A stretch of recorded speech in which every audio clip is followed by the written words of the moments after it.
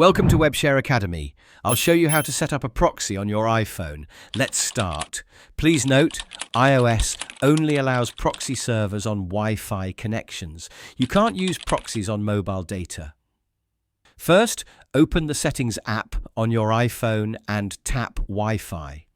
Make sure you're connected to a Wi-Fi network. Then tap the blue eye icon next to the network you're using.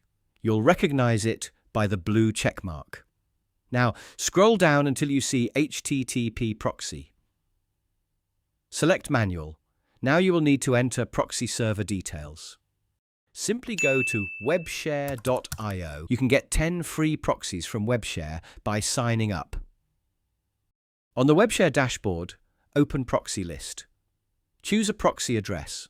Now enter the proxy address and port details in your iPhone fields that you got from WebShare. After that, click on Authentication. You will see the fields for username and password. Now, enter your username and password in the respective fields. After entering everything, tap Save in the top right corner. After that, you will see the Proxy Authentication Required pop up. Click on Settings.